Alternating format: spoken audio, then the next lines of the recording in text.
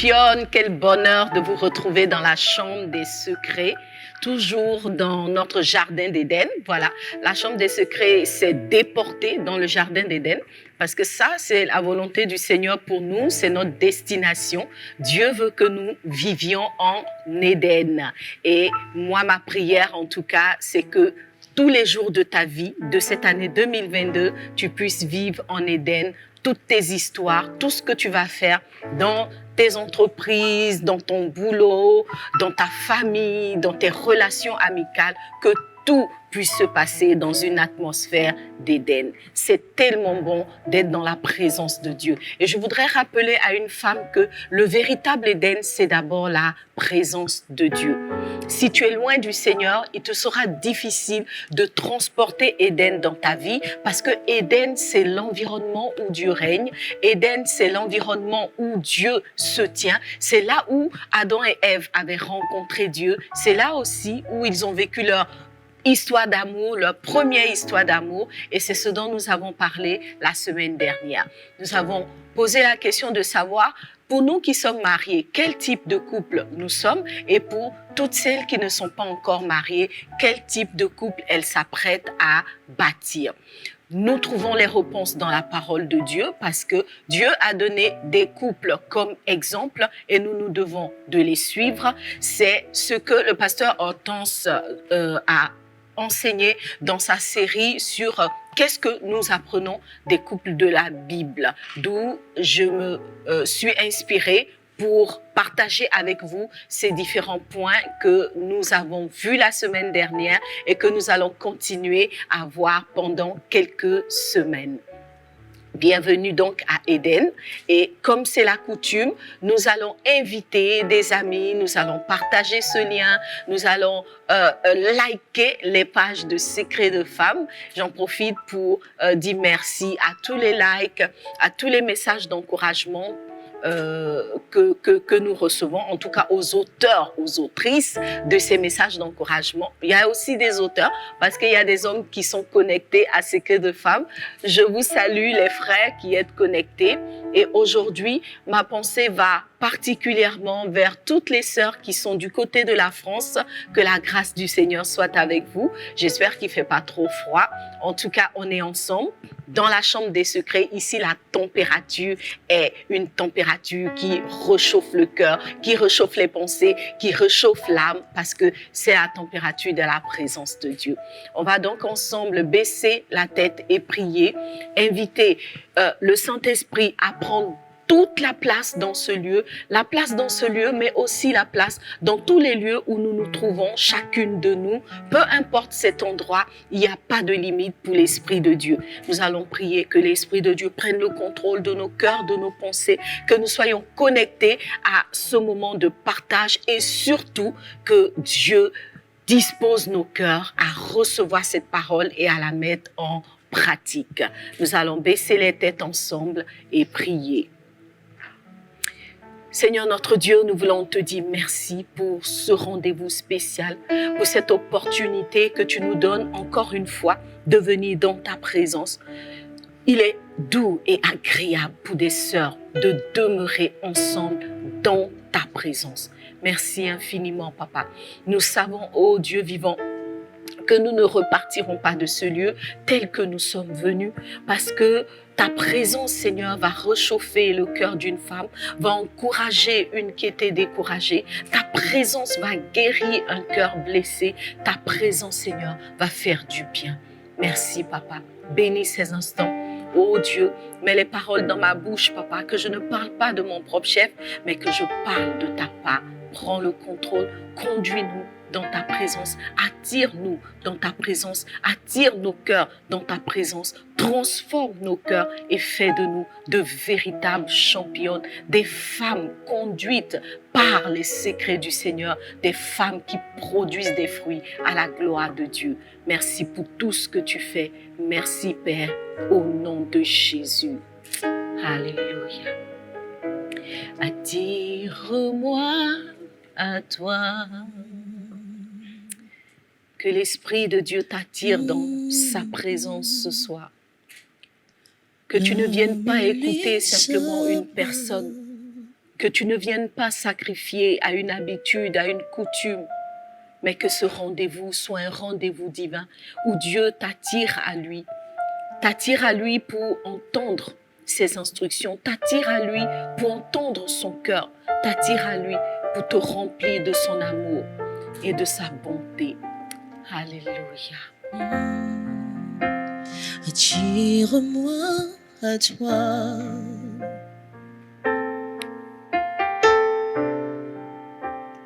Ne me laisse pas.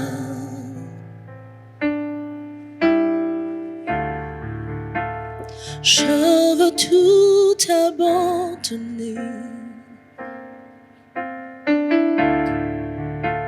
et restaurer notre amitié. Nous le redirons, attire-moi, attire-moi à toi.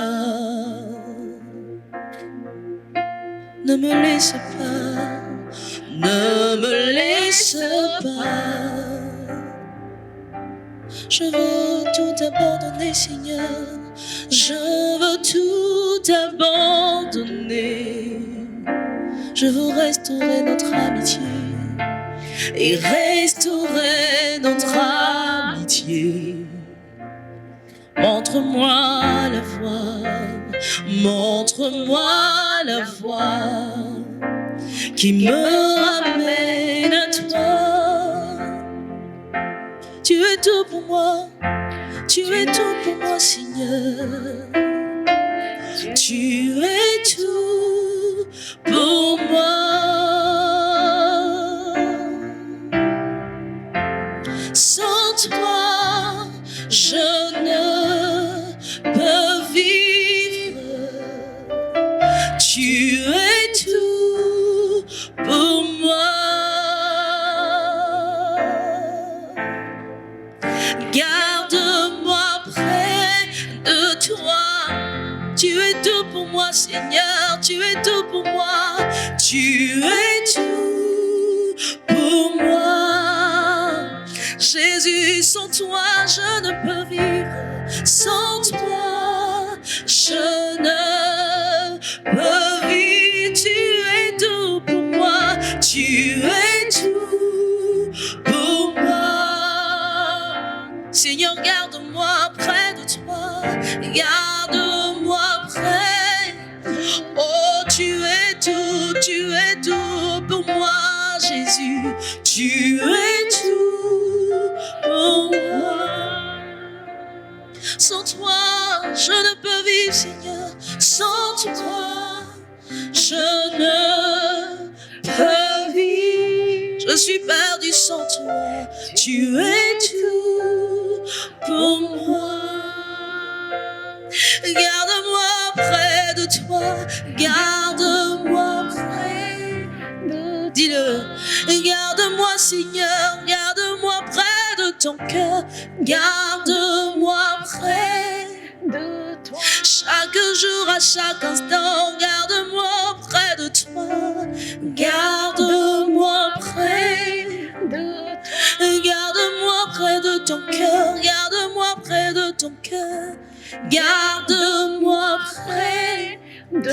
Quelles que soient les circonstances, quelles que soient les situations, s'il te plaît, garde-moi, garde-moi près. Ne laisse rien entraver notre relation. Garde-moi, garde-moi, Seigneur. Garde-moi près de toi. Tu es tout pour nous. Seigneur, en réalité, tu es tout, tu es tout, tu es tout, tu es tout pour nous. Seigneur, chaque jour, chaque moment, tu es tout, tu es tout, tu es tout, tu es tout pour nous. Tu es tout, tu es tout, tu es tout. Les mots ne suffisent pas pour dire, Seigneur, combien de fois tu es tout pour nous. À tous les moments de notre vie, tu es tout pour nous. Quand nous nous comportons bien ou non, tu es tout pour nous. Quand nous sommes fidèles ou non, toi, tu es tout pour nous, Seigneur. Tu es tout pour nous, Jésus. Tu es tout pour nous, Jésus. Tu es tout pour nous, Jésus. Tu es tout pour nous, Jésus. Tu es tout pour nous, Jésus. Tu es tout pour nous, Papa. Tu es notre assurance, ô Dieu vivant. Tu es notre force. Tu es notre rocher. Tu es notre abri sûr, Seigneur. Oh Dieu, tu es Jéhovah Jireh, celui qui pourvoit nos besoins. Mais par-dessus tout, Papa, tu es notre Père, ce Père aimant, ce Père plein d'amour, plein de douceur, plein de bonté, ce Père qui pardonne, ce Père qui tend la main chaque fois que cela est nécessaire.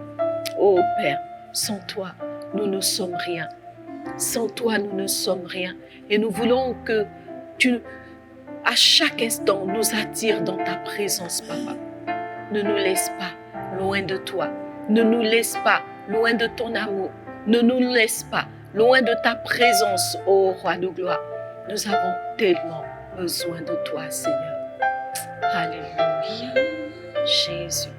Prends ma vie, prends mon cœur, donne-moi ce cœur qui te plaît.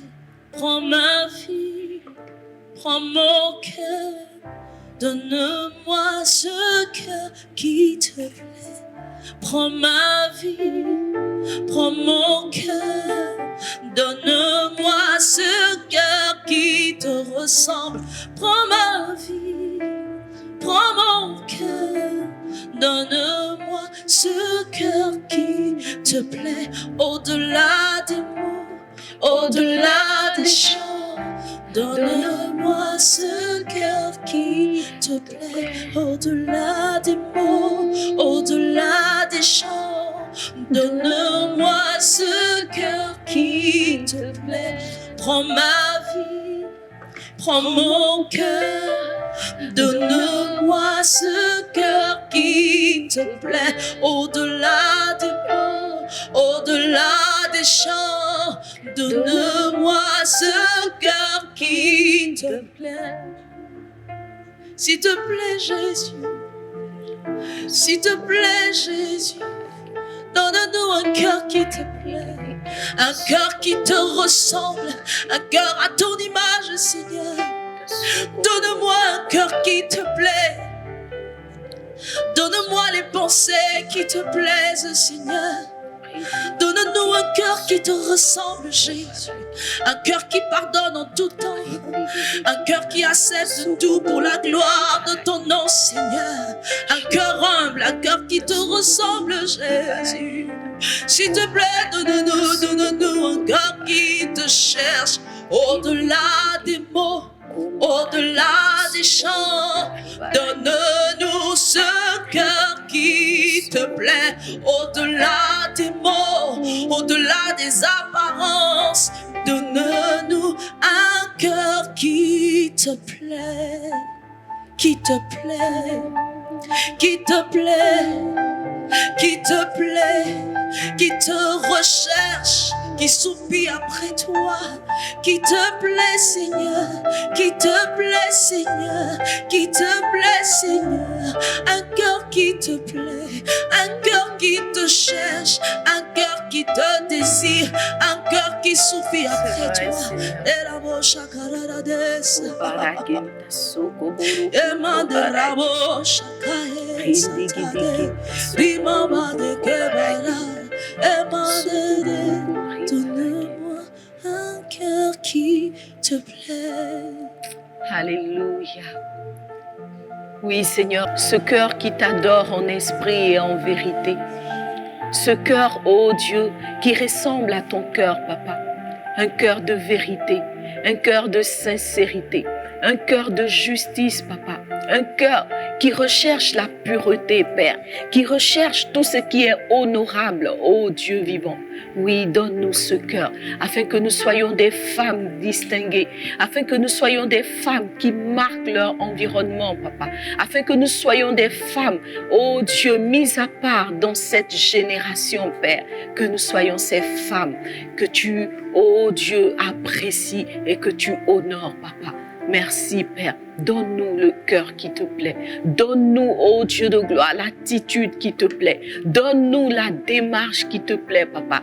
Donne-nous, Seigneur, tout ce qui est de toi, afin que nous puissions valablement, Seigneur, te représenter dans ce monde. Merci, Papa, d'allumer nos lumières. Merci, ô Dieu vivant, de les positionner bien haut, Seigneur, sur des chandeliers, Père, afin que nos vies éclairent, Papa, toutes les personnes qui sont autour de nous. Béni sois-tu pour tout ce que tu fais, Seigneur, au nom de Jésus. Amen. Au-delà des mots, au-delà des chants, donne-nous ce cœur qui te plaît. Prends ma vie, prends mon cœur, donne-moi ce cœur qui te recherche. Au-delà des mots, au-delà des chants, donne-moi ce cœur qui te plaît. Prends ma vie, prends mon cœur, donne-moi ce cœur qui te plaît. Au-delà des mots, au-delà des chants, donne-moi ce cœur qui te plaît. Au-delà des mots, au-delà des chants, donne-moi ce cœur qui te plaît. Merci, Seigneur. Qui te plaît. Merci, Jésus. Alléluia. Merci, notre Dieu. Tu vas acclamer le Seigneur. Il est bon et agréable pour les sœurs de demeurer ensemble. Moi, en tout cas, j'ai beaucoup de joie dans le cœur ce soir.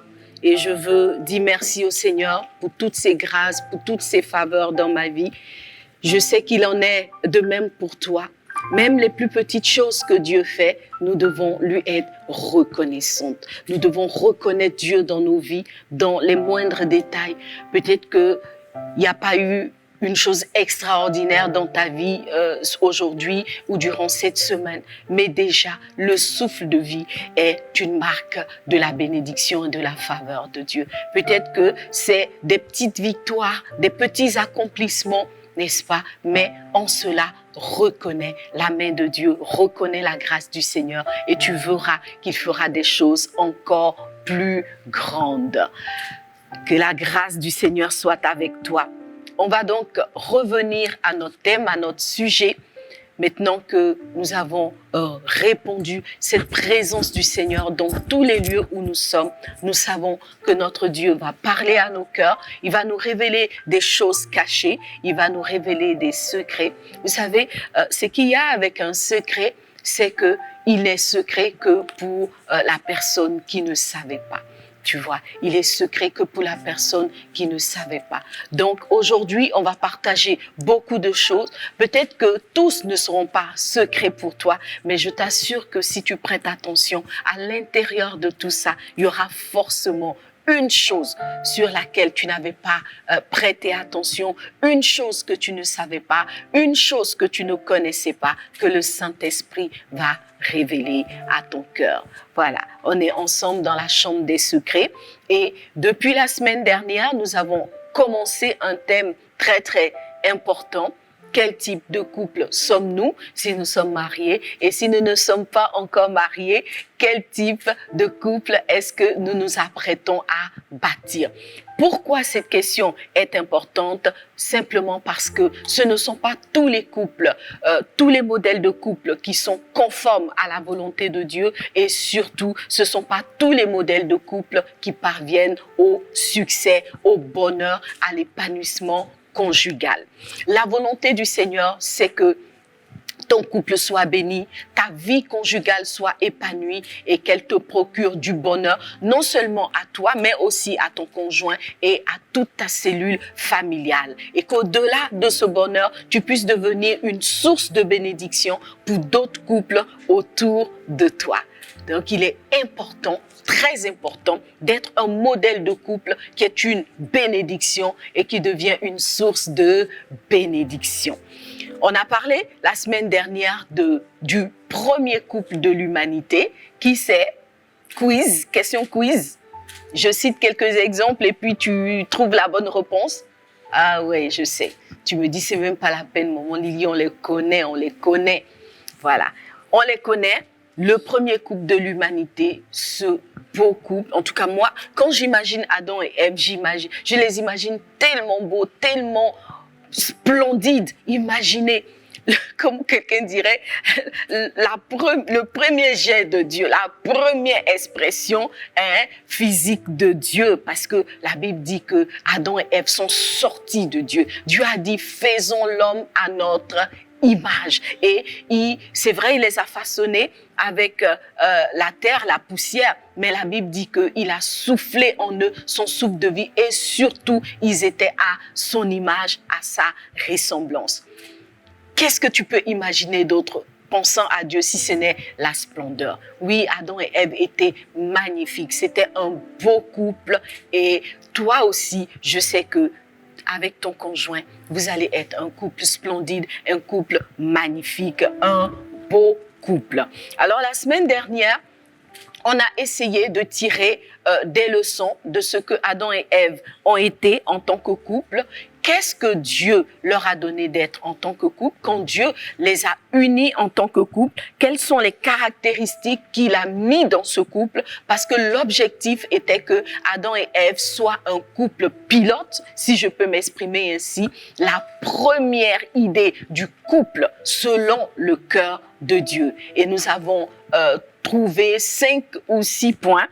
Nous avons trouvé 5 points, 6 oui, on était allé jusqu'à 6 points qui, n'est-ce pas, étaient les points que Dieu avait, n'est-ce pas, voulu exprimer dans la vie de Adam et Ève en ce qui concerne la notion de couple. Alors, on a dit en premier élément que leur couple à Adam et Ève était un couple qui venait répondre à un besoin profond.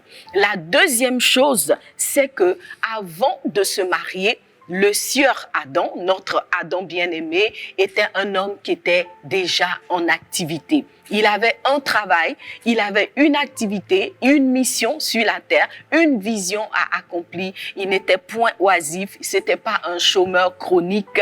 Adam avait bien une activité avant de se présenter à la porte du mariage. Le troisième point, c'est que avant de recevoir Ève comme épouse, comme conjointe, Adam avait déjà un cadre de vie que son père lui avait donné, notamment le jardin d'Éden. Il n'a pas reçu ange dans le néant, il n'a pas reçu Ève dans le néant, il n'a pas reçu Ève chez son cousin. Adam a bien reçu Ève chez lui, là où il était le maître, là où il était le boss à bord. Et donc, ça nous donne notre quatrième point qui nous a révélé que Adam, dans le couple qu'il formait avec Ève, était le chef et Ève était son N-, je pense, oui, le N-1.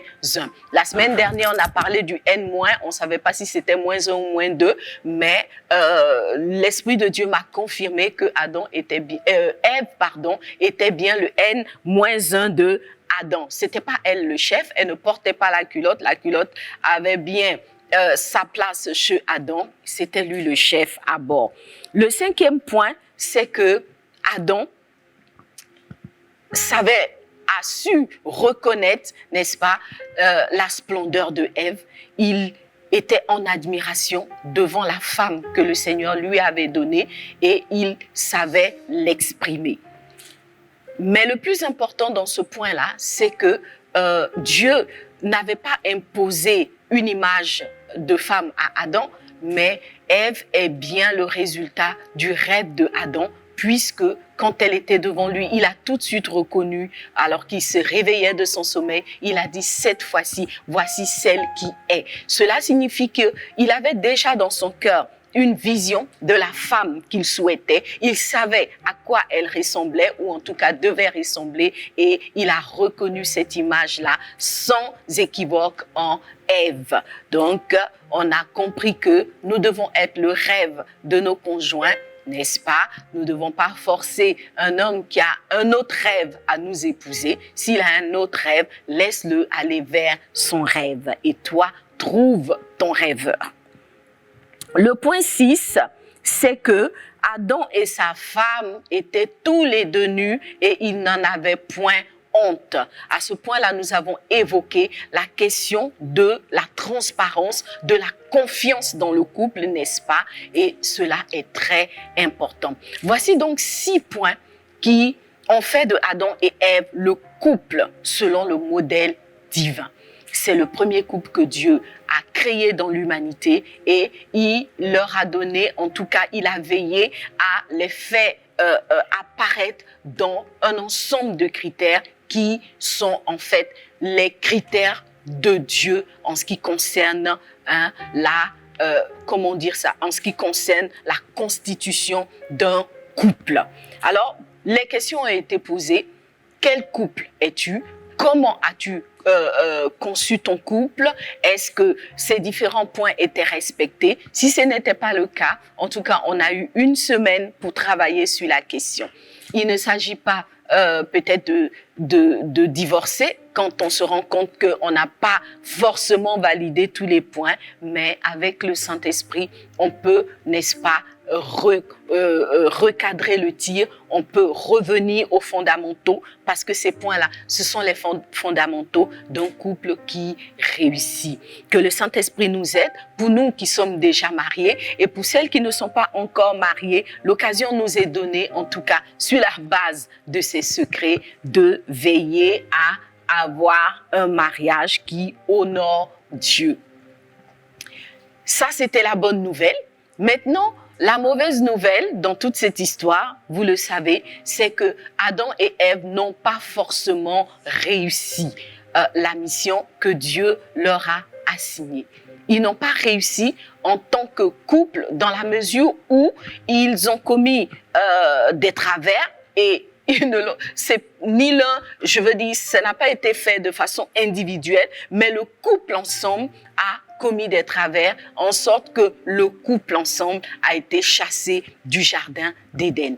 Quelque part, ce couple n'a pas atteint les objectifs du Seigneur. Quelque part, ce couple n'est pas resté dans le plan, la pensée, la volonté de Dieu. On comprend donc que il y a eu un problème qui s'est posé. Et donc, aujourd'hui, nous allons parler de qu'est-ce qui n'a pas marché dans le modèle de couple Adam et Ève.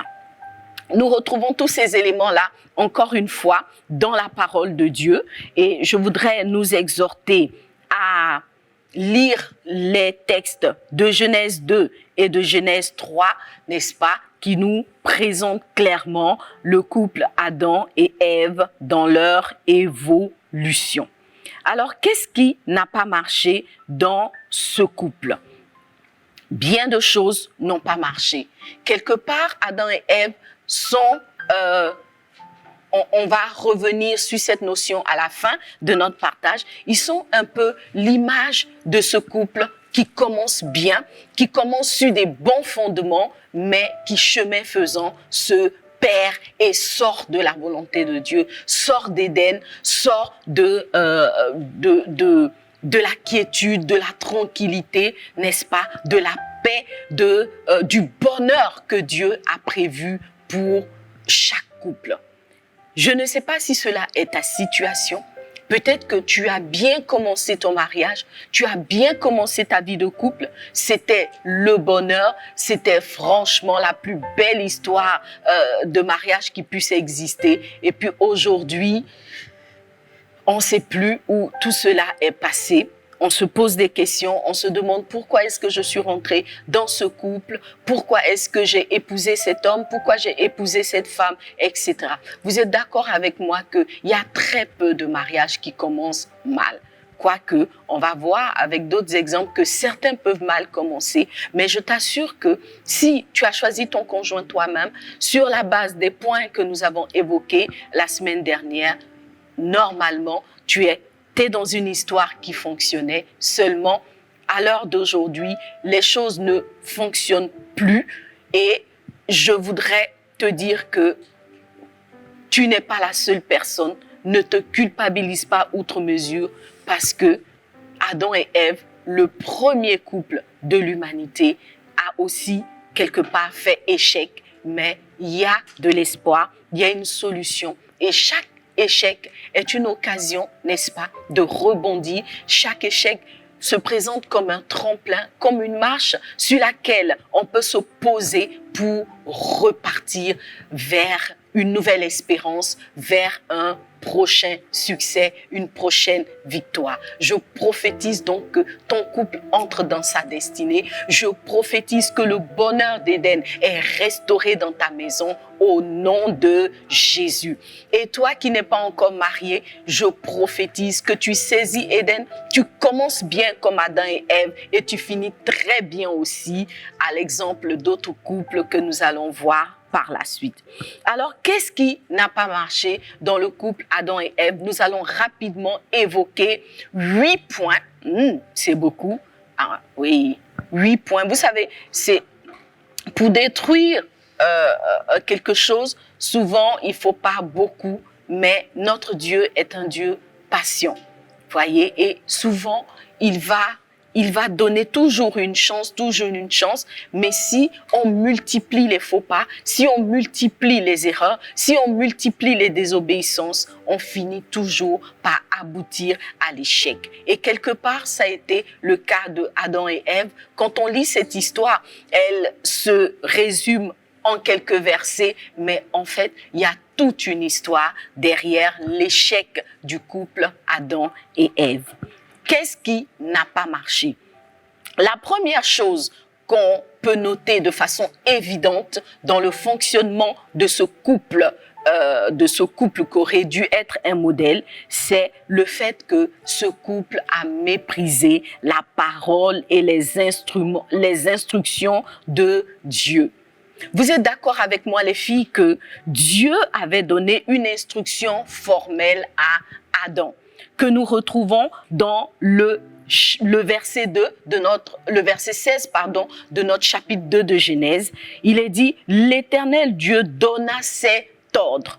C'était bien un ordre, ce n'était pas une supposition ou bien une possibilité de choix. Non, Dieu n'était pas en train de suggérer à Adam quelque chose. Il est bien dit, il lui a donné un ordre formel.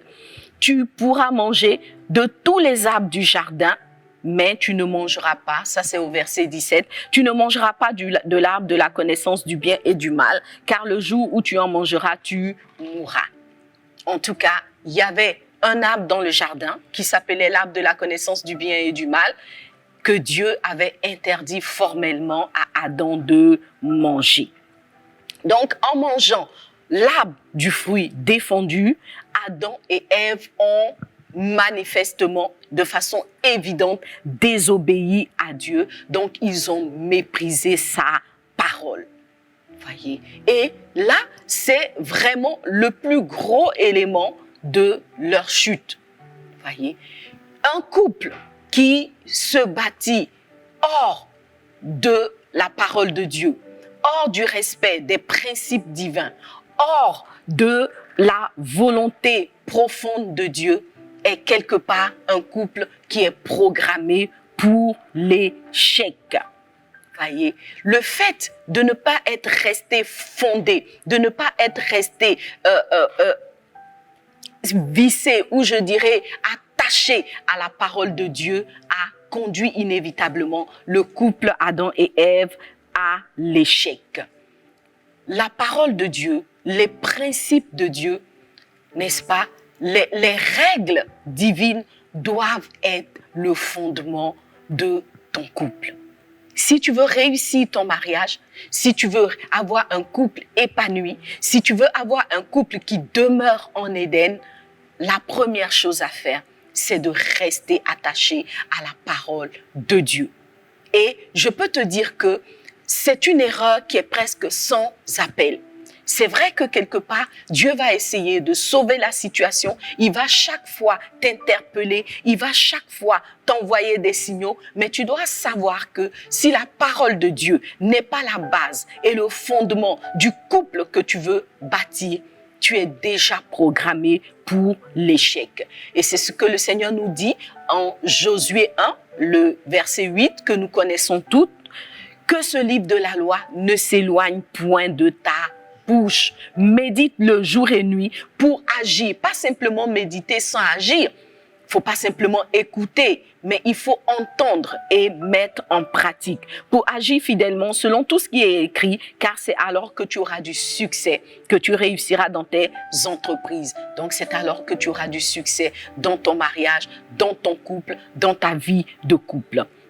Le deuxième élément, d'une certaine façon, découle du premier. Donc, on va voir 7 autres éléments, mais qui en réalité ont tous découlé de la première erreur ou bien de l'erreur principale qu'ont commis Adam et Ève. Le deuxième élément, c'est que Ève, notre Ézer, donc Ève et notre Ézer, n'a pas respecté la mission qui lui avait été assignée. Elle a failli à son rôle de Ézer. Voyez, elle a failli à son rôle qui était un rôle de surveillance, n'est-ce pas? Un rôle de veille et de surveillance de son foyer. Ma chérie, si tu veux avoir un couple réussi, tu dois être Ézer.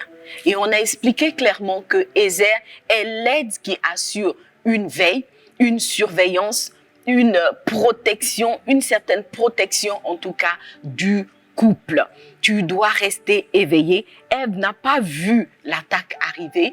Elle n'a pas vu la stratégie du serpent. En tout cas, elle n'a pas été à son poste et malheureusement, au lieu d'être celle qui prévient du danger, c'est celle qui a fait entrer le danger dans le couple. Au lieu d'être celle qui protège, qui secoue, c'est finalement elle qui avait eu besoin d'être secourue de la situation dans laquelle elle était. Elle n'a pas assuré son rôle. Les filles, il est important de savoir quel type de femme vous êtes. Quel type de femme vous êtes? Est-ce que vous êtes une femme à son poste tel que Dieu le conçoit, ou bien vous êtes une femme qui est dans la distraction? Voyez, qui est dans la distraction. Le poste désert de la femme est capital pour sauver un couple et sauver le foyer. Sauver même la famille. Si vous n'êtes pas à votre poste, à être en veille, pour prier quand il faut prier, pour agir de la bonne façon quand il faut agir, vous allez voir votre couple voler en éclats entre vos mains. Vous ne devez pas vous laisser défocaliser. Aujourd'hui, il y a beaucoup de choses qui vont avoir tendance à défocaliser les femmes. Il y a des femmes qui aiment les causeries à n'en plus finir. Elles vont rester dans les causeries et ne même pas rester à leur poste de veille. Elles ne vont pas prier suffisamment. Elles ne vont pas être même observatrices. Vous voyez, il y a des femmes qui ne sont pas du tout observatrices. Je n'ai pas dit d'être policier. Voilà, observatrice, ce n'est pas policier. Donc, on n'a qu'à bien s'entendre. Voilà, observatrice, ce n'est pas policier.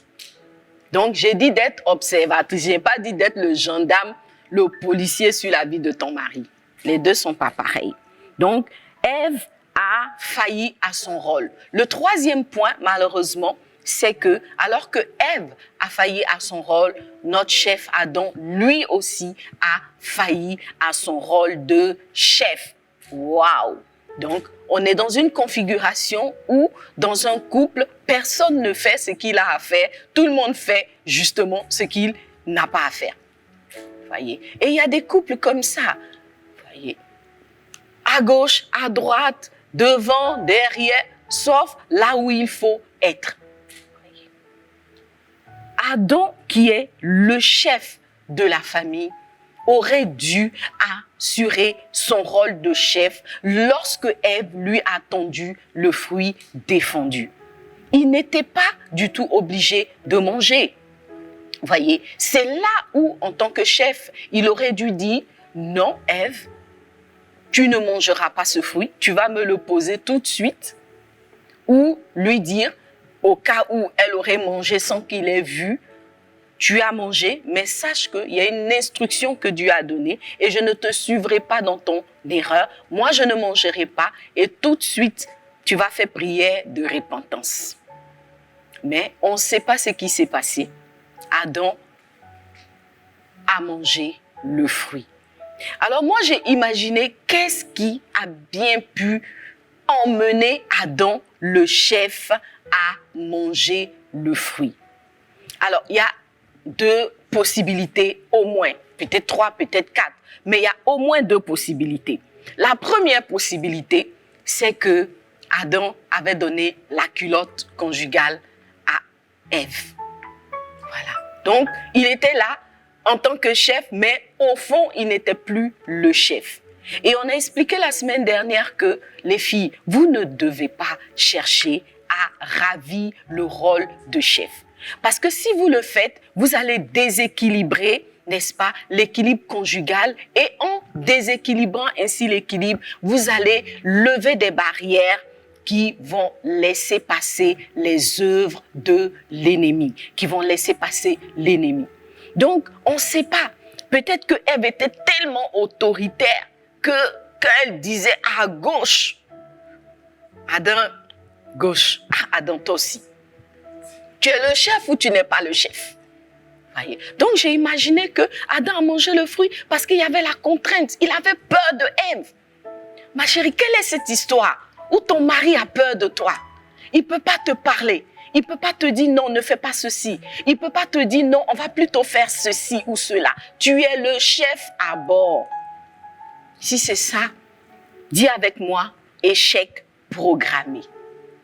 Échec programmé. Et je pourrais te lire un témoignage aussi que j'ai recueilli d'un homme qui a quitté sa maison parce qu'il n'avait plus d'espace vital tellement sa femme était autorité. Il avait peur de sa femme. Et vous savez, pour quitter sa femme, tellement il avait peur là, c'est sa famille qui est venue un jour que sa femme était allée au travail, ramasser ses affaires, le soulever pour l'emmener ailleurs. Tu vois. Donc, le gars, il était traumatisé. Par qui? Par une femme. Et c'est pas qu'il est mince, hein. Tu vois. Donc, il y a des femmes qui vont prendre le pas de l'autorité sur leur mari. Et quand c'est comme ça, elles vont l'emmener à manger le fruit interdit. Et il y aura la destruction du couple qui va se mettre en place. On peut imaginer de façon plus glamour que Ève n'était pas autoritaire, je préfère. Voilà. Mais que, justement, usant de ses charmes féminins, elle avait réussi à paralyser le pauvre Adam dans son expression de chef. Ça, c'est l'autre face de la pièce. C'est une autre possibilité. Oui, il y a des femmes qui vont paralyser l'autorité du mari par, justement, un excès de gestion ou je dirais d'utilisation de leur charme féminin. Donc, on le menace comme ci, on le menace comme ça. Si tu fais, je fais pas. Bon, en tout cas, elles se connaissent. Et donc, ça, c'est un peu l'histoire de Delilah et Samson. Voilà, comment Samson a perdu sa destinée, comment Samson s'est laissé complètement détruit par une femme parce qu'elle était trop belle, parce qu'il aimait à la folie, parce qu'elle était... Voilà, donc Delilah a usé de ses charmes féminins pour conduire Samson dans un trou. Et beaucoup de femmes peuvent aussi, n'est-ce pas, utiliser ce genre de moyens pour déstabiliser le couple en paralysant la capacité d'autorité de l'homme. Voyez? Donc, ça peut être des charmes féminins, ça peut être un pouvoir financier plus élevé, mais ça peut aussi être, je vais le dire, ça peut aussi être les fétiches. Voyez, il y a des femmes qui vont faire des fétiches, des talismans, des maraboutages pour paralyser d'une certaine façon l'autorité de leur mari au point de le rendre, comme on le dit en Afrique, mouton. Tu vois, non? Tu as tellement mis des trucs bizarres dans la nourriture du gars qu'il est devenu bête. Tu vois? Mais un homme qui est devenu mouton, il ne peut pas prendre les bonnes décisions pour sauver le couple. Tu vois? Donc, il faut savoir ce que tu fais en tant que femme. Mais ça, c'était pour les femmes. Mais sinon, je reviens à vous les hommes. Le problème là, c'est vrai, Ève a peut-être fait ce qu'elle devait faire, mais toi, Adam, tu fais comment pour tomber dans le piège? Voyez? Donc, si vous êtes avec un mari qui n'est pas capable de prendre en main son autorité, tapez-le, dis, hé, réveille-toi. Sinon, tu es le chef, quoi. Tu vois? Il faut lui rappeler qu'il est le chef. Parce qu'il y a un équilibre divin qui est en place et il faut savoir qu'on ne peut pas déstabiliser un équilibre sans en subir les conséquences. Peut-être que de façon factuelle et pratique à l'instant, tu as tout ce que tu veux parce que ton mari a déserté son poste de chef, mais je t'assure que à l'arrivée, ça sera désastreux parce que l'équilibre aura été rompu. Donc, il ne faut pas handicaper son couple en cassant la barrière, la balise de protection qui est l'autorité de l'homme. Alors, dites à tous vos Adams de se repositionner, de reprendre leur poste. Vous savez, souvent les hommes, ils aiment bien lâcher leur devoir, leur autorité parce que ça les arrange que la femme fasse tout. Mais il faut être consciente que derrière, il y a un équilibre divin qui risque d'être complètement déstabilisé et qui va ouvrir la porte à l'ennemi. Donc, tous les hommes à leur place, toutes les Ève à leur place. Quelqu'un dit Amen. Amen. Alors, quand cet équilibre est respecté, le couple, en tout cas, va avoir plus de succès et la complémentarité sera au rendez-vous. L'ennemi ne pourra pas rentrer. On a de nombreux témoignages comme ça. Et là, comme ça, je pense au témoignage d'un couple de vase d'honneur, un superbe couple que j'aime énormément.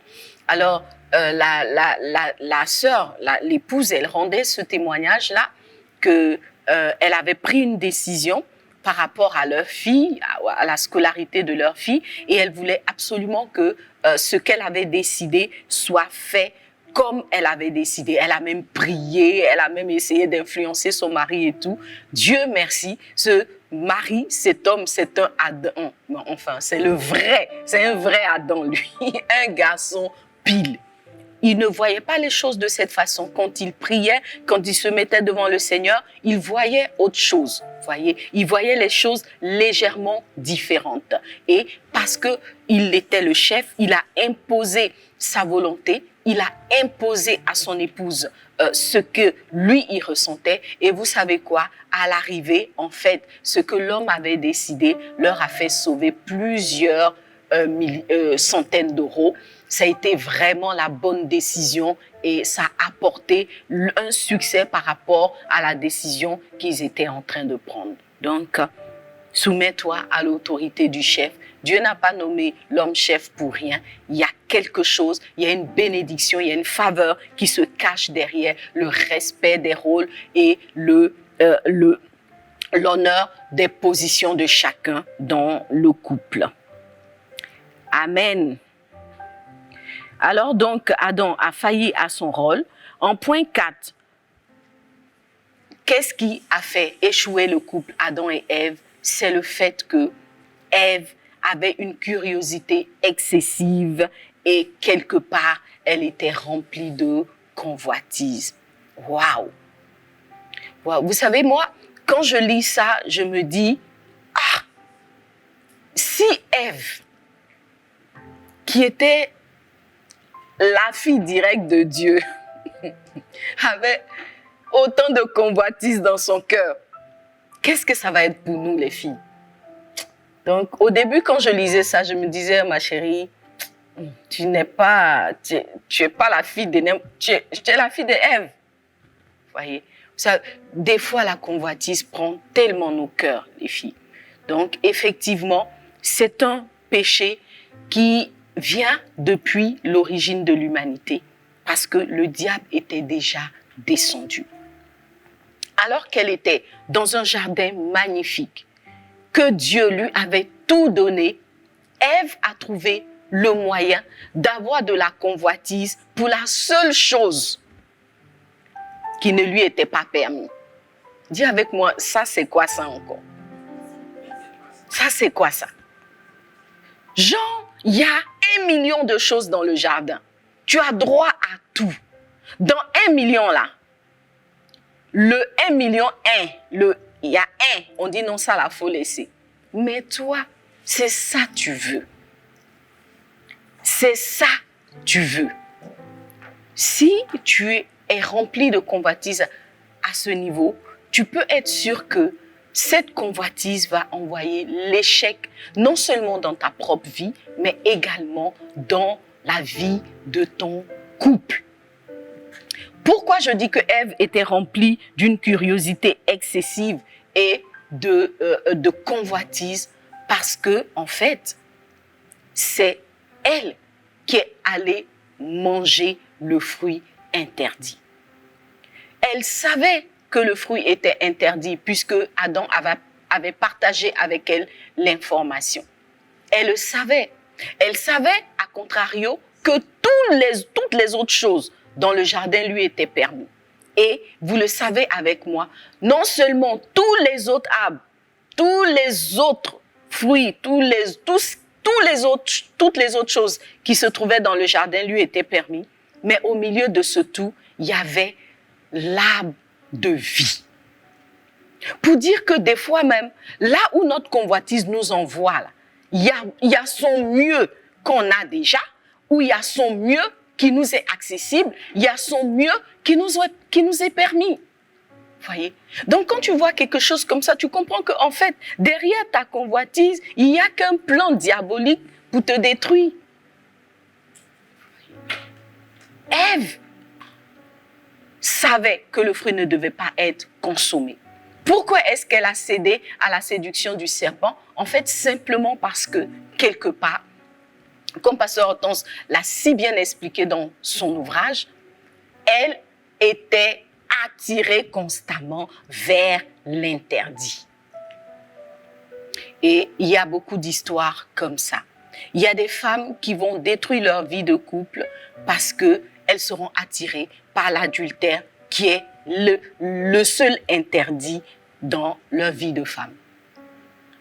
Voilà. Ce qu'on te dit de ne pas toucher, c'est ça que tu veux. En temps, tu as plus. Voyez, c'est l'histoire de ces femmes-là qui vont avoir un époux fortuné, qui leur donne tout, mais qui vont trouver le moyen d'aller sortir avec le collégien du quartier. Dis avec moi, ça c'est quoi ça encore? Si c'est pas parce que tu veux détruire ton couple. Ou bien, il n'est pas collégien, mais c'est rien de grave. Tu cherches quoi là-bas? Tu cherches quoi là-bas? Après, on va dire oui, bon, non, mon mari, il n'est pas là, il est tout le temps parti. Vous savez, j'ai réfléchi, je me suis dit, quelque part, c'est peut-être ce que Ève pensait. Parce que bon, Adam n'était pas loin, mais Jean, il n'était pas trop tout près, quoi. Puisque le serpent a trouvé le moyen de s'infiltrer, ça veut dire Adam aussi. On va parler pour lui après. Mais pour dire que nous devons faire attention à la convoitise en tant que femme. Voyez, il y a des convoitises qui sont des plans de l'ennemi, qui sont des plans de l'ennemi. Dans la vie, il y a des règles. Il y a des choses qui sont permises, il y en a d'autres qui sont interdites. Tu ne peux pas laisser ton esprit être attiré par ce qui est interdit. Tu vois? Et si tu te concentrais sur ce qui est permis? Et si tu te versais sur tout ce qui est accessible à ta main, au lieu d'aller chercher ce que tu ne peux pas? Aujourd'hui, là, tout, il y a tout. Je veux dire, honnêtement, si ce n'est pas parce que je ne sais pas, il y a un mot africain là. Si ce n'est pas parce que tu veux faire ton atani ou bien je ne sais pas quoi, tout est possible.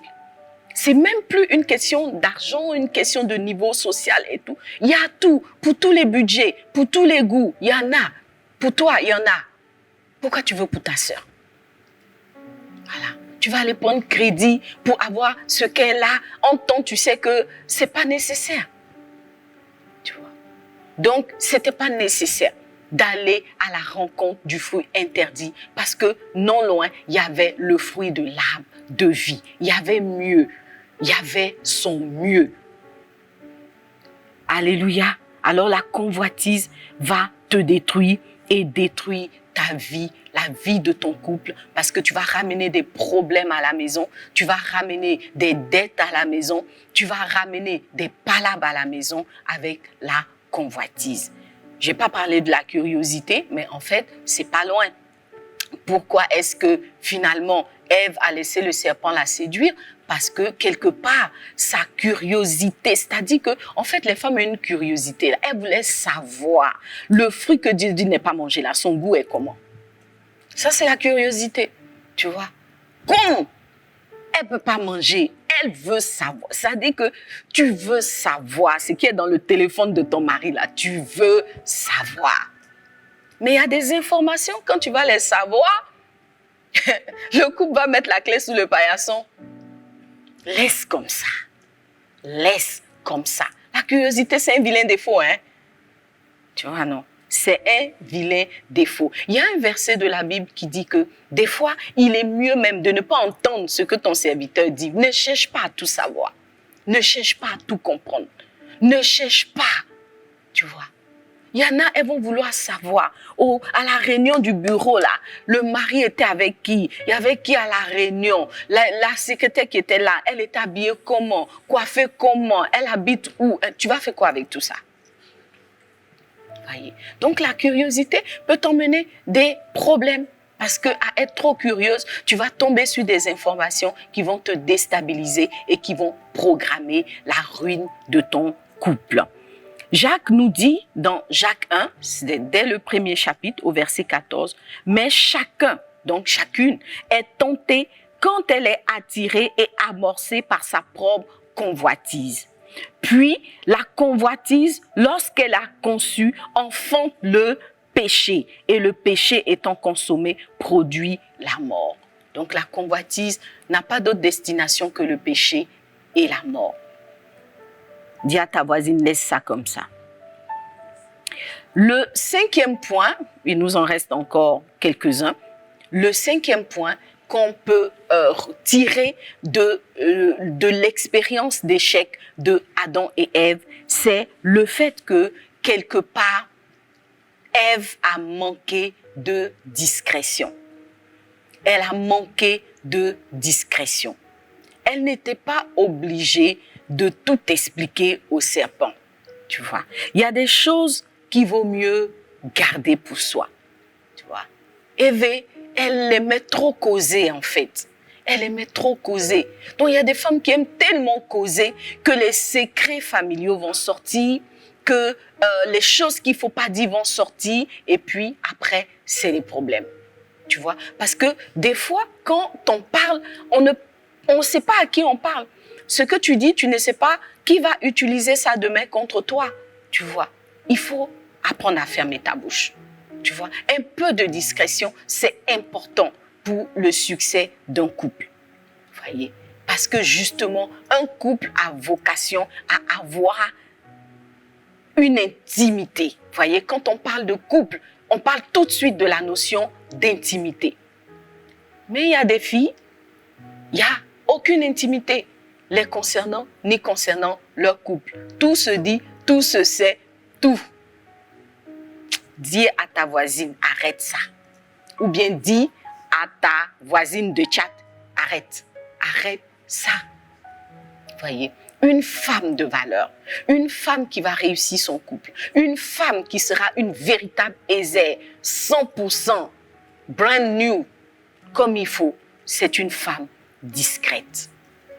Tu vois, c'est une femme qui est discrète. Elle ne partage pas toutes les informations. Tu vois. Et la Bible nous dit clairement que la bouche qui parle trop ne manque pas de péché. Donc, gagne en discrétion, tu vois, et apprends à fermer ta bouche et tu verras que beaucoup de choses vont être sauvées dans ton couple. Quand on parle de discrétion, bien évidemment, on ne peut pas fermer le chapitre sans parler de nos nombreuses pages Facebook, Insta, et etc. Et oui, j'ai mis le pied dans le plat. Bon, attends, dis-moi, sur ton Facebook là, tu es obligé de tout mettre. Est-ce que tu es obligé? Qui te force? Qui te force? Voyez, c'est vrai, franchement, nous qui sommes en face là, si tu mets, on va regarder. Voyez. Justement, nous on aime bien les secrets. C'est pour ça qu'on a créé Secrets de Femmes. On aime les secrets, la population aime les secrets. Les gens autour de toi aiment les... Donc si tu mets tes secrets, on va regarder. C'est ça qui augmente tes vues. Donc tes vues augmentent, tu penses que tu es devenu une star. Non, tu es sur la route de ta destruction. Ça dit, chaque centième vue là, chaque centième vue là, c'est 10% de plus d'échecs pour toi dans ta vie. Parce que quand tout est exposé au diable, tout est exposé à tes détracteurs, tout est exposé pour programmer ton échec. Et le filet de l'oiseleur va se saisir de toutes ces choses-là et paralyser ta destinée et même si ça se trouve, les utiliser contre toi de façon directe. Alors, en tant que femme, les filles, si tu veux bâtir un bon couple, apprends à sélectionner tout ce que tu mets sur tes pages. Tout est versé, waouh, tu n'as aucun secret, aucun mystère, aucune intimité. Écris à ta voisine, à ta copine, c'est quoi ça? Ça, c'est quoi ça? Voyez. Aujourd'hui, beaucoup de femmes se nourrissent des nombres de vues. Nombre de vues, à quel prix? Tu vois, à quel prix? Et soit dit en passant, il y en a qui pensent que tant elles montent tout, c'est là qu'elles vont trouver le conjoint. Mais c'est justement même quand on sait tout de toi, même quand on n'a plus envie de te mettre dans leur maison. Tu vois. Donc, retrouvons un peu de discrétion. L'indiscrétion a fait échouer le couple de Adam et Ève par le canal de Ève, l'a très très médiatisé. Et puis, le point 6, c'est que, quelque part aussi, non, c'est pas quelque part, c'est certain, Ève s'est laissée influencer par la voix de l'ennemi. Vous voyez qu'il y a vraiment beaucoup de points qui concernent Ève. Donc, le rôle de la femme dans la réussite du couple est énorme. Énorme. Voilà. Donc, c'est pas cher payé que aujourd'hui, beaucoup accusent la femme d'avoir plongé l'humanité dans les ténèbres. Franchement, notre implication était énorme. L'implication de Ève, on va dire ça comme ça. Parce qu'une fois, le Seigneur m'a dit, c'est le péché de Ève, c'est pas ton péché. Donc, c'est le péché de Ève. Mais beaucoup copient Ève dans ce qui n'a pas marché. Tu dois copier Ève dans ce qui était bien et ne pas la copier dans ce qui n'a pas marché. Puisqu'elle a été chassée du jardin d'Éden, que ce ne soit pas ton partage. Alors, Ève s'est laissée influencer par la voix de l'ennemi. La parole de Dieu dit que, en tant que fille de Dieu, ça c'est dans Marc, c'est l'évangile de Marc qui nous dit ça, je crois, dans le chapitre 4. Il nous dit, prenez garde à ce que vous entendez. Prenez garde à ce que vous entendez. Voyez. Ève a laissé la voix du serpent parler à son oreille jusqu'à son cœur. Ce n'est pas tout qu'il faut prendre le temps d'écouter. En tant que femme, si tu veux garder ton couple, si tu veux réussir ton couple et demeurer en Éden, il y a des conversations que tu dois arrêter net. Il y a des conversations, quand elles commencent à tomber dans ton oreille, tu dois discerner que ça là, c'est pour te faire échouer. Voyez. Ève, aurait pu arrêter la conversation avec le serpent. C'est une conversation qui a pris du temps. Voyez, ça commençait d'une certaine façon. Quand ça commence comme ça, tu dois discerner que ça doit s'arrêter. Voyez, c'est pas toutes les voix qu'il faut laisser permanent dans ton cœur, dans tes oreilles, dans tes pensées. Tu vois, s'il y a une personne qui passe son temps à dire du mal de ton mari, c'est vrai. Peut-être qu'il y a un peu de vérité dedans, mais c'est pas ce dont tu as besoin. Tu n'as pas besoin d'entendre ça. Donc, dis à la fille, à ta copine, au risque qu'elle te trouve mauvaise, dis-lui, c'est vrai, moi, mais c'est que mon mari est mauvais, mais toi, là, tu n'as pas le droit de me dire ça. Voyez, ça, c'est un très bon exemple. Je connais une maman qui faisait ça. Son mari était très, très bizarre. Toutes les femmes du quartier en parlaient, mais quand on venait lui dire, elle leur disait, arrière de moi, Satan, c'est vous qui êtes mauvaise. Pourtant, tout le monde savait. On savait ce que le monsieur faisait, mais elle, quand les femmes venaient lui parler, elle disait, vous êtes des menteuses, je ne vous écoute pas. Voyez. Donc, si Ève avait fait ça au serpent, elle n'en serait pas là, elle n'aurait pas été rejetée de Éden. Donc, il y a des calomniateurs, il y a des menteurs, il y a des critiqueurs. En fait, il y a beaucoup de voix que tu ne dois pas écouter. Et la Bible les appelle les poneros. Ce sont des voix qui vont venir souiller ton esprit. Ce sont des voix qui vont venir semer la confusion dans ton esprit par rapport à des acquis, par rapport à des choses que le Seigneur t'a données, qui vont venir semer le doute et la confusion. Tu dois refuser ces voix et te tourner vers une voix en particulier, la voix de l'Esprit de Dieu, la voix de la parole de Dieu. Voyez, Jésus n'a pas laissé Satan continuer son baratin à ses oreilles.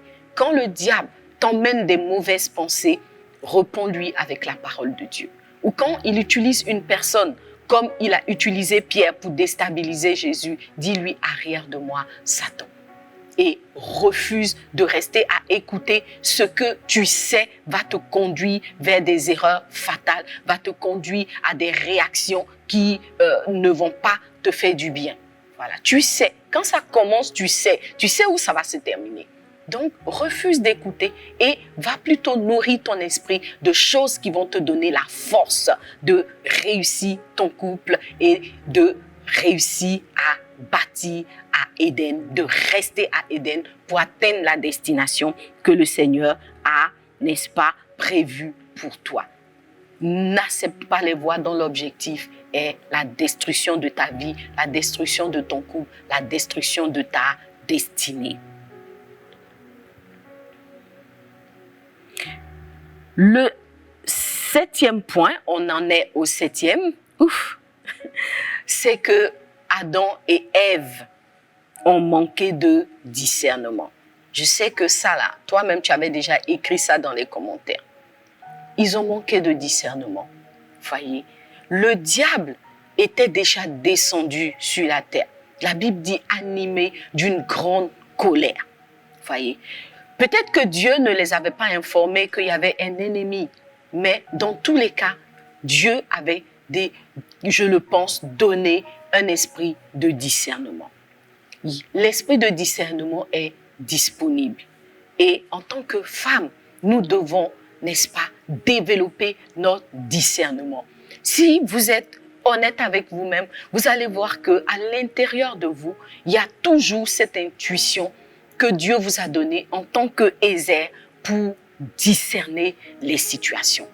Voyez. Donc le discernement, en fait, c'est cette capacité à reconnaître qui agit dans une situation donnée. C'est ça le discernement. Qui agit? Qui parle? Qui est derrière toute cette mise en scène? Qui est derrière cette orchestration? Tu dois avoir le discernement pour ne pas te laisser piéger et commettre des erreurs fatales. Samson n'a pas discerné les rois philistins qui se tenaient derrière Delilah. Il n'a pas discerné. Tu vois. De la même façon que Adam et Ève n'ont pas discerné que derrière le serpent, il y avait leur ennemi, le diable. Tu dois avoir le discernement. Et si tu n'as pas le discernement, demande au Seigneur de te donner le discernement. Tu as le droit de demander au Saint-Esprit de te donner le discernement, ma chérie. Tu as besoin du discernement pour bâtir ton couple. Qui se cache derrière les dires et les attitudes de ton mari depuis un moment? Qui se cache derrière? Est-ce que c'est son meilleur ami qui veut, par jalousie, détruire son couple? Est-ce que c'est la voisine qui cherche à le récupérer? Est-ce que c'est qui se cache derrière tout ça? Il faut avoir le discernement. Tu as besoin du discernement. Peut-être que c'est tout simplement le diable, tu vois. Ou alors, c'est simplement, peut-être même toi-même, tes attitudes qui ont entraîné quelque chose. Tu dois discerner. Donc, le discernement est important et c'est ce dont Adam et Ève ont manqué et qui leur ont fait échouer leur couple et ils ont été chassés de Éden. Le dernier point que je voudrais évoquer avec toi, c'est le fait que le couple Adam et Ève a manqué de communication. Ah, la communication. Oui, la communication, c'est un élément très, très essentiel. C'est un point majeur dans la vie d'un couple. Un couple qui ne communique pas suffisamment est un couple qui est programmé aussi pour l'échec. Voyez, c'est un couple qui est programmé pour l'échec. Il faut se parler, il faut communiquer. Je pense que déjà, le problème de communication se pose souvent avec les sœurs, avec les filles, les femmes. Voyez, on n'a pas toujours la communication facile parce qu'on est des êtres émotionnels. Souvent, nos émotions prennent le dessus sur les mots. Voyez, et on aimerait que le conjoint devine ce qu'on veut, devine ce qu'on ressent, devine ce qu'on pense. Écrit dans le chat, l'homme là, c'est pas un devin. Voilà, c'est pas un devin, c'est un homme. Voilà, c'est un homme. Donc il peut pas deviner. Même si à l'école il gagnait concours de devinettes, c'est parce que les devinettes là on a déjà fait et refait. Donc lui il avait les réponses, mais pour toi il n'a pas les réponses. Les réponses qui se trouvent à l'intérieur de ton cœur, la Bible dit qu'il n'y a que ton esprit à toi qui les connaît et l'esprit de Dieu, le Saint-Esprit. Donc comment tu peux soumettre l'enfant de quelqu'un à un jeu aussi compliqué? Les filles, je vous dis ça simplement comme ça, mais avant, j'étais championne de ce jeu-là. Il n'a qu'à deviner. Les filles, ça ne marche pas. Hein? Oh, moi, mon mari, même, c'est grave. Il devine, même petit, même, il ne devine pas. Un moment, j'ai dit, ma chérie, il faut quitter dans ça. Tu vas te tuer pour rire. Le gars, tu es fâché comme ça. Tu dis, aujourd'hui là, il va savoir pourquoi, ma chérie, tu as longtemps dans ton fâché. Moi, mon mari, il trouve pas. Il trouve pas. C'est qu'il est sûr, à un moment donné, il commençait à voir, genre, tu es fâché. Mais pourquoi tu es fâché là, ma chérie? Tu as parti, tu as venu. Jamais il ne trouve. Jamais. Nul à ce jeu. Et je t'assure que, en réalité, c'est le cas de tous les hommes. Ils ne sont pas devins. Voyez. Donc, il faut parler, il faut communiquer. Et donc, Ève aurait dû communiquer avec Adam. Elle aurait dû lui dire ce qu'elle sentait. Peut-être déjà tout simplement lui dire, mon chéri, vraiment le fruit là, ça me fatigue. Hein. Tu vois, ne serait-ce que ça. Et le frère aurait prié pour elle, lui imposer les mains peut-être, ou appeler Dieu au secours. Tu vois, si elle avait communiqué, il y aurait eu une chance de sortir victorieux, d'éviter l'attaque fatale du diable. Ou alors, au moment où le diable a commencé à lui poser des questions, lui dit, elle aurait dû appeler son mari pour dire, pardon, Adam, viens, il y a une affaire ici, viens parler dedans. Tu vois?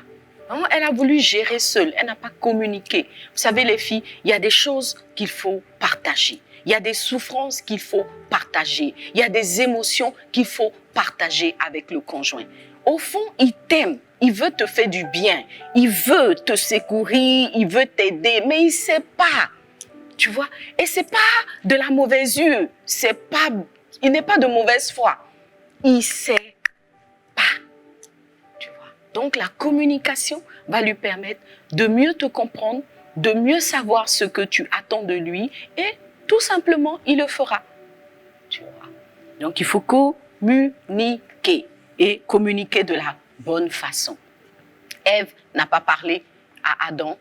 Et Adam aussi, quelque part, a eu peur de parler à Ève quand il le fallait. On l'a dit plus haut, il a manqué d'autorité, mais d'une certaine façon, il a manqué aussi de communication parce qu'il n'a pas su parler à sa femme. Et quelque part aussi, il n'a pas su parler au serpent parce qu'il aurait pu communiquer avec le serpent et lui dire dehors.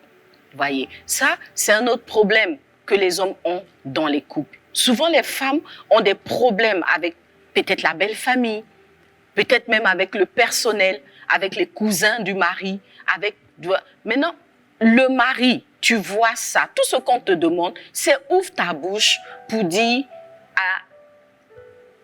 aux concernés, voilà, ma femme, vous la laissez tranquille.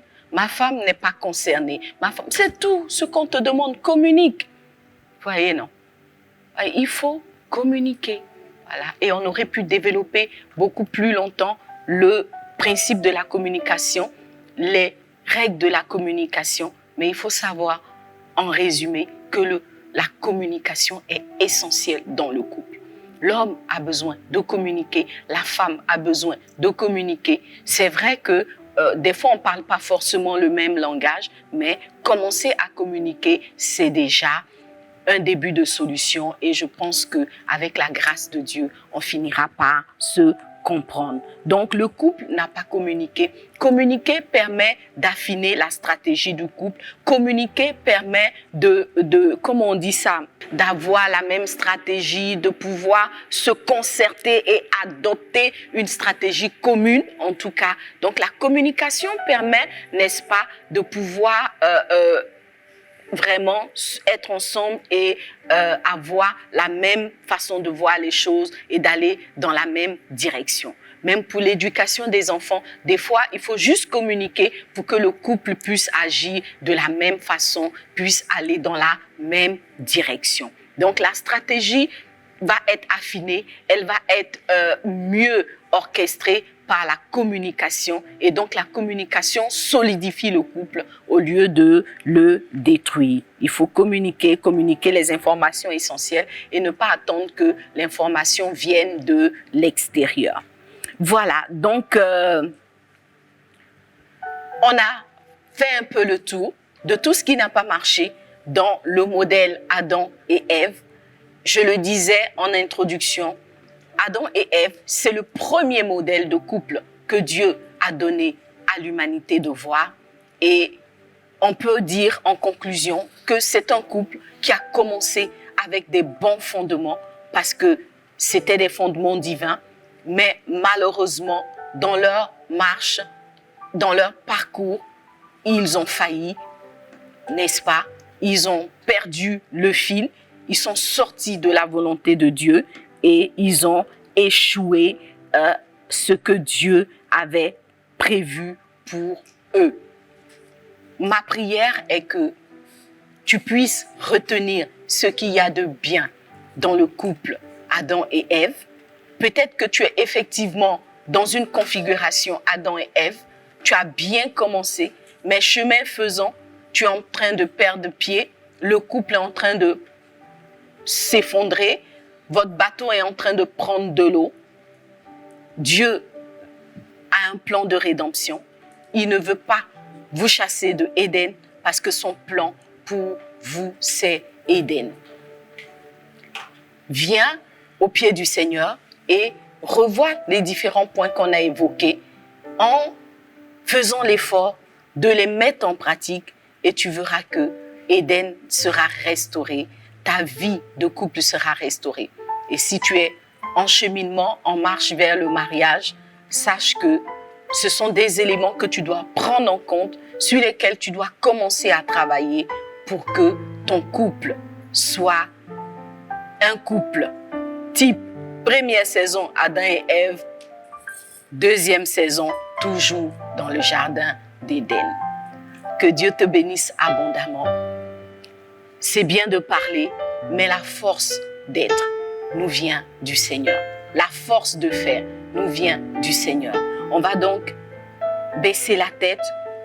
L'objectif ce soir, ce n'était pas de te culpabiliser ou de te sanctionner, même si tu as retrouvé des points, des erreurs de Adam et Ève dans la gestion que tu fais de ton couple, sache que Dieu ne t'a pas encore chassé de Éden. Et même si il t'a chassé de Éden et que depuis un moment tu vis le trouble, la confusion, les conflits en n'ont pas fini, sache que Dieu a un plan de rédemption. Tout est encore possible et il va le faire pour toi. Nous allons prier. Plus de toi, Seigneur, plus de toi, plus de ta ressemblance, plus de toi, plus de discernement de ta voix, de ta volonté, Seigneur, plus de toi. Plus de toi, plus de toi, Seigneur, plus de toi. Invite le Seigneur, demande-lui plus de ta ressemblance, plus de toi. Parce que le plus important, c'est de rester connecté à Dieu, de rester attaché à sa parole, de rester lié à l'Esprit de Dieu. Et alors, lui-même t'assurera la victoire. Plus de toi, plus de toi, Seigneur, plus de toi. Plus de ta ressemblance, plus de toi, plus de discernement de ta voix, de ta volonté, Seigneur, plus de toi. Nous allons élever la voix et prier. Que Dieu nous donne de rester connectés à sa parole. Qu'il nous donne en tant que femmes de rester à notre poste désert. Et qu'il nous donne la force d'encourager nos conjoints à rester à leur poste de chef. Élève la voix et prie. Robarakinta sokoborokun robarakinta. Rindigidikinta sokoborokun robarakinta. Sokoborokun robarakinta. Oh Dieu vivant, Seigneur, prends le contrôle de toutes choses, Papa. Nous voulons vraiment, oh Dieu, nous livrer à toi, Papa. Nous livrer à toi, Père, afin que ta parole puisse être, oh Dieu, le directeur de nos vies, que ta parole puisse prendre la place dans nos cœurs, dans nos pensées, que ta parole puisse prendre le pas sur nos désirs charnels, sur nos volontés humaines, ô Dieu vivant. Donne-nous de rester connectés à ta volonté, à ta parole, ô Dieu, à tes principes, Seigneur, en tant que femme, Père. Éloigne de nous, Seigneur Dieu, toutes les convoitises qui nous éloignent de ta parole, ô Dieu vivant. Ramène-nous dans ta volonté, Saint-Esprit de Dieu vivant. Ramène-nous dans ta volonté. Seigneur, nous voulons en tant que femmes rester à notre poste, Papa. Ce n'est pas facile. Il y a des hommes, oh Dieu de gloire, qui, Seigneur Dieu, empêchent la femme de rester à son poste par des pressions, par, oh Dieu, toutes sortes d'oppressions. Mais Père, donne à chacune de rester connectée. Aujourd'hui, il y a beaucoup de distractions, beaucoup de choses qui éloignent les femmes de leur poste aisé, de leur position aisée. Seigneur, nous t'en supplions, Père, que nous ne soyons pas comme Ève qui s'est laissée défocaliser, qui a bradé, ô Dieu de gloire, son rôle, qui a bradé, Seigneur Dieu, ce qu'elle devait faire au profit d'un fruit interdit. Aide-nous, Seigneur, à rester à notre poste et à glorifier ton nom en cela, Papa. Nous prions pour les hommes de nos vies, Père. Nous prions pour tous les frères. Nous prions pour les hommes, Seigneur. Suscite des hommes piles. Oh Dieu de gloire, de véritables chefs qui ne sont pas, oh Dieu, des excès d'autorité, mais qui sont la bonne dose, la bonne mesure de l'autorité pour que le couple puisse demeurer dans tes plans, dans le chemin, ô Dieu vivant. Merci de manifester ta puissance par rapport à toutes les autres choses que nous avons dites, Papa. Aide-nous par rapport à la communication, Père. Aide-nous, ô Dieu vivant, par rapport, ô Dieu, à la nécessité du discernement. Aide-nous, Père, à être des femmes discrètes, ô Dieu, des femmes qui savent garder des secrets, des femmes, ô Dieu de gloire, qui savent, Seigneur Dieu, cacher, Seigneur, ce qui doit être caché, rester, ô Dieu de gloire, à l'abri des regards quand cela est nécessaire. Ô Seigneur, agis, donne-nous d'être des femmes sages, Seigneur Dieu. Que cette sagesse que Ève n'a pas manifestée, Père, soit notre partage à nous, ces filles de plusieurs générations après. Fais des femmes d'aujourd'hui, des femmes victorieuses, des femmes vertueuses, des femmes qui réussissent leur couple, des femmes, Seigneur Dieu, qui, comme la femme vertueuse de Proverbe 31, sont louées, Seigneur, et célébrées parce qu'elles élèvent un couple, elles élèvent une famille à la gloire de ton nom. Merci, Papa, pour tout ce que tu fais au nom puissant de Jésus. Amen. Amen. Acclame le Seigneur. Alléluia. Que la grâce du Seigneur soit avec toi. Notre réussite dépend du Seigneur. En fait, notre force est dans le Dieu de notre salut. En tant qu'être humain, nous n'avons pas toujours la possibilité de faire ce que nous avons à faire, mais par le Saint-Esprit, nous pouvons y arriver. Alors, reste connecté à l'Esprit du Seigneur et tu auras du succès dans toutes tes entreprises, dans ton couple, dans ta famille et tu seras en retour une source de bénédiction. Voilà, nous avons fini pour aujourd'hui. Et comme d'habitude, je voudrais t'encourager, n'est-ce pas, à rester connecté à la chambre des secrets et surtout à mettre en pratique tous les secrets que tu reçois dans ce lieu. Voilà, tu vas aussi encore une fois partager pour que beaucoup de femmes soient bénies. Tu vois, il faut réussir, nous devons réussir. Nous sommes programmés pour la réussite. Alors, tu vas partager avec d'autres sœurs, n'est-ce pas, ce chemin de réussite pour que le nombre de couples bénis puisse se multiplier. Et puis, pour finir, nous allons faire nos offrandes, n'est-ce pas, en apportant une offrande à Secret de Femmes par rapport à tout ce qui se fait ici. Nous devons entretenir la chambre des secrets. Deviens partenaire de ce programme et puis tu verras la gloire de Dieu aussi dans ta vie parce que la Bible dit que celui qui arrose sera arrosé. Puisse le Seigneur bénir ta vie. Tu peux faire tes offrandes en suivant les instructions qui s'affichent à l'écran. Si tu es dans la salle, tu peux aussi faire une offrande séance tenante. Voilà, que Dieu te bénisse abondamment. J'ai eu beaucoup de plaisir à partager ces quelques moments avec toi dans la chambre des secrets et on se dit à la semaine prochaine. Bye bye.